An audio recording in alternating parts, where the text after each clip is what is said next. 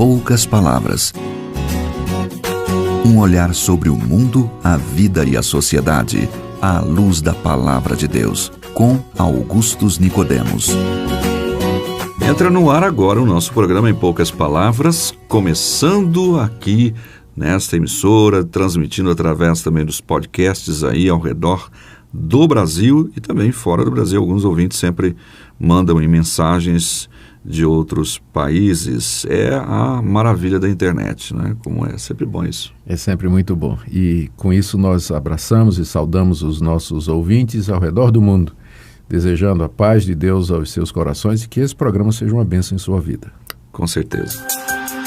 O quarto mandamento ordena: lembra-te do dia do sábado para o santificar. 6 dias trabalharás e farás toda a tua obra, mas o 7º dia é o sábado do Senhor teu Deus. Não farás nenhuma obra, nem tu, nem teu filho, nem tua filha, nem o teu servo, nem a tua serva, nem o teu animal, nem o teu estrangeiro, e assim por diante, como você já conhece o mandamento. A guarda ou não do sábado. E que sábado é esse? Tema do nosso programa de hoje.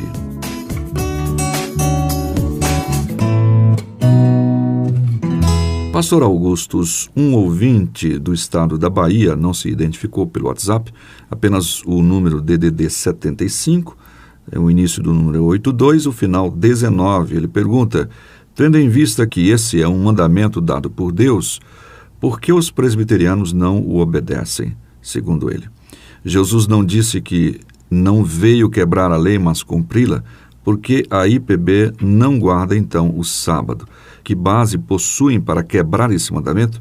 Outro ouvinte internauta de São Paulo, DDD 11, início 94, final 79, também pergunta: gostaria de saber se o sábado não precisa ser guardado, uma vez estando em Cristo? Se não, por que devemos guardar os demais mandamentos? Muito bem, Natsan, queridos ouvintes. Primeiro, um esclarecimento ao nosso ouvinte e que eu espero sirva para outros também. A pergunta não pode ser por que é que a IPB não guarda o sábado. A pergunta tem que ser por que é que a grande maioria dos evangélicos não guarda o sábado.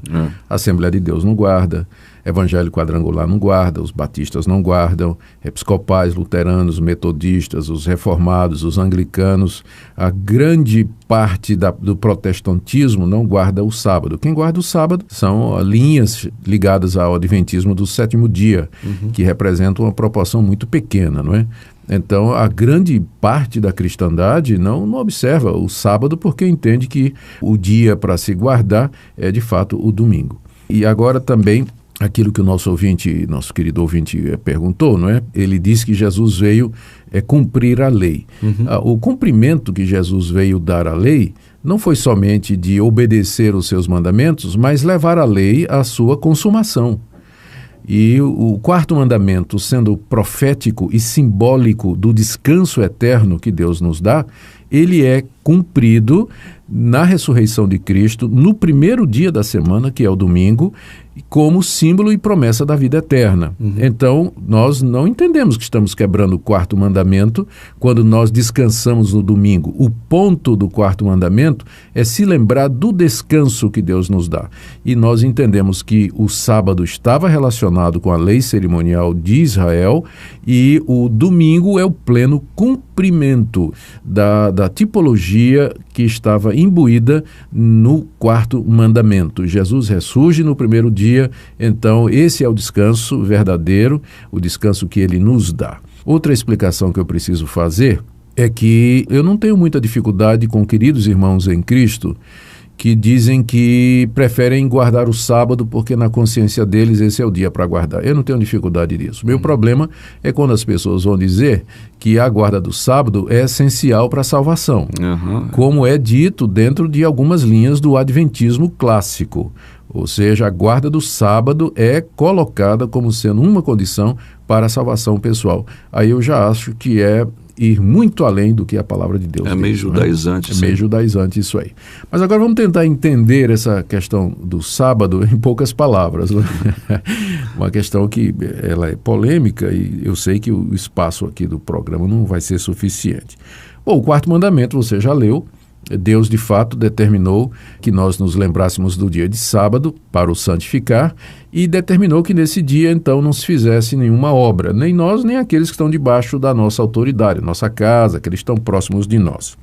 Esse conceito da guarda do sábado, ele foi posteriormente desenvolvido em Israel. Os judeus, então, costumavam no dia de sábado descansar de todas as suas obras e fazer convocações solenes, assembleias, onde ouviam a palavra de Deus, onde Moisés fazia os seus pronunciamentos, e isso então se tornou, de fato, um estatuto, regra e norma em Israel. Com o passar do tempo, o mandamento ele começou a ser deturpado, Nathan, especialmente no período do Segundo Templo, né?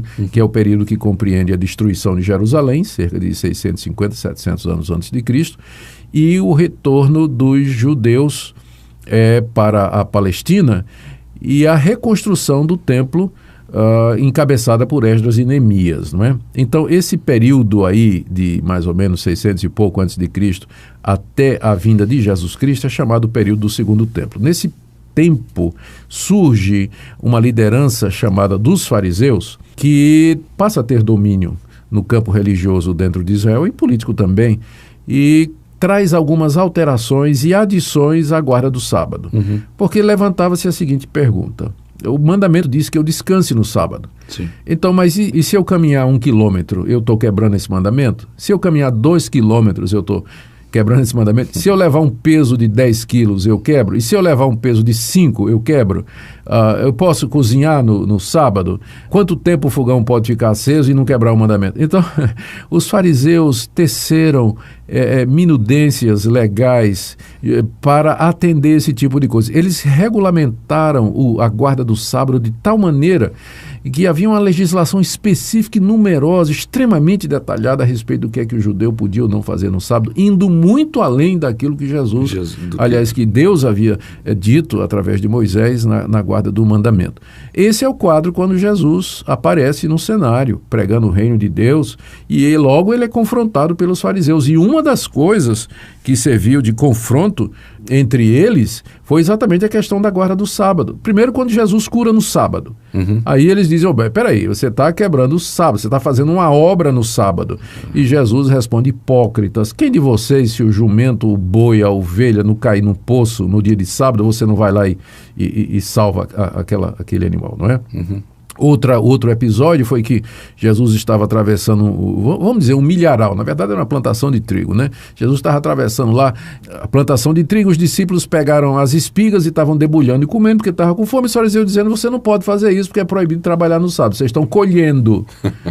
Aí Jesus lembrou um episódio em que Davi, no dia de sábado, Davi entrou no templo e estava com fome, e o sacerdote deu para ele os pães que eram destinados somente ao uso religioso, né? E Jesus então diz: eu sou Senhor do sábado, eis aqui quem é maior do que o sábado. Então Jesus se colocou acima do sábado, se colocou como sendo aquele que tem, para quem o sábado apontava. Ele é a consumação do sábado. Ele é o descanso. Ele é o descanso que o sábado preanuncia, não é? E aí, continuando a história, quando Jesus ressuscita, ele ressuscita em que dia da semana? Ele não ressuscita no sábado, ele ressuscita no primeiro dia da semana, que é o domingo. E depois ele aparece 2 vezes aos seus discípulos. Em que dia eles aparecem aos discípulos? 2 vezes no domingo, primeiro dia da semana, quando eles estão reunidos, e dá para eles as instruções a respeito da grande comissão e por aí vai. Os apóstolos de Jesus Cristo, eles já demonstram nos seus escritos esse entendimento de que o sábado se cumpre na ressurreição e que o dia do cristão, sábado sendo de Israel, e o dia do cristão, da consumação, é exatamente o dia de domingo. Tanto é que lá no livro de Atos, no capítulo 20, verso 7, está registrada uma fala de Lucas. Estava ele, Paulo e mais uma comitiva. Não sei se Silvano, Timóteo, o texto diz lá. Mas eu sei que a comitiva de Paulo parou para partir o pão no primeiro dia da semana. Ora, partir o pão era algo que era feito durante o culto. Os discípulos se reuniam para partir o pão e celebrar a morte e a ressurreição do Senhor Jesus. E quando é que eles faziam isso? Primeiro dia da semana. Fazer o primeiro dia da semana. Em adoração a Deus. Em adoração ao Cristo ressurreto. Tem um texto escrito por um historiador romano, né, inclusive inimigo dos cristãos, que ele, ao descrever no século I os cristãos, eles dizem que os cristãos eram cidadãos do vasto Império Romano que no primeiro dia da semana, logo de madrugada, acordavam para entoar um hino ao Cristo ressurreto. Então já há registro, né, de que os cristãos faziam isso no primeiro dia da semana. Lá na carta de Paulo aos Colossenses, Paulo diz assim, que os sábados, ele fala lá dia de festa, sábados e lua nova, isso tudo eram sombras que cessaram com a chegada da vinda de Jesus Cristo. Ele se refere ao sábado como sendo uma sombra. Eu gosto de usar essa figura, Nathan. Se eu tiver de costas para a luz e olhar no chão, eu vejo minha sombra projetada. Sim. Se você se aproximar de mim por trás, eu vou ver sua sombra chegando. Mas quando você chegar diante de mim, eu não preciso mais da sombra, porque eu já estou vendo você. Exato. Então o sábado era uma sombra de Cristo, Cristo caminhando na história. Agora que Cristo chegou e eu olho para Cristo, eu não preciso mais do sábado como tipo, mas do que o sábado representa. Do significado. Eu descanso no dia em que Jesus entrou no seu descanso, no dia da ressurreição, o dia do Senhor, que os discípulos se reuniam para partir o pão. O último argumento aqui, Nathan, lá no livro de Apocalipse, no início, João diz, eu estava na ilha de Patmos no dia do Senhor, quando eu tive aquela visão. O que é o dia do Senhor?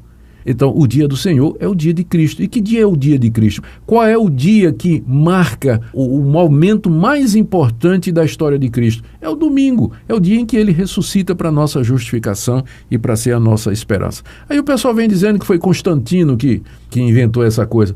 Os cristãos já partiam pão no domingo, já antes, celebravam a Cristo no domingo. O que Constantino fez foi legalizar, já que o cristianismo virou a religião oficial do Império Romano. Então essa é a resposta que nós damos, pela qual nós hoje entendemos que estamos sim obedecendo o mandamento de Deus ao descansar no domingo e usá-lo como dia do Senhor.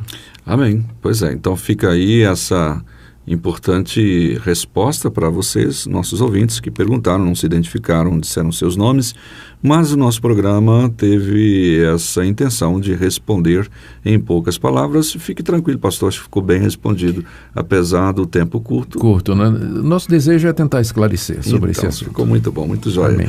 É isso aí. Cristo é o nosso sábado, o nosso descanso. Honre a Deus, ande com Cristo, em nome de Jesus. Ficamos por aqui nesse programa, agradecendo a sua audiência, estando sempre à sua disposição para ajudá-lo na compreensão da Palavra de Deus. Não esqueça de compartilhar os podcasts com seus amigos e amigas que não são cristãos, que não conhecem esse descanso chamado Jesus Cristo, pastor.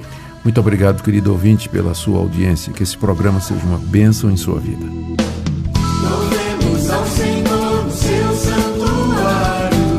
Sua majestade e glória, a uma voz entoaremos louvores ao poderoso Deus.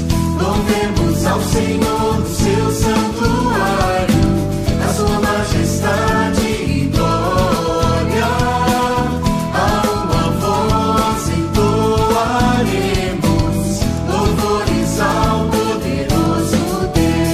Venha estudar a Palavra de Deus com profundidade. Toda quarta-feira, das 20 às 21 horas, na Primeira Igreja Presbiteriana de Goiânia, o pastor Augustus Nicodemos apresenta exposições bíblicas que podem ajudar você na caminhada cristã e no entendimento dos seus desafios como pessoa no mundo. Todas as quartas, das 20 às 21 horas, com espaço para perguntas. Primeira Igreja Presbiteriana de Goiânia, Rua 68, esquina com a Rua 71, no centro de Goiânia.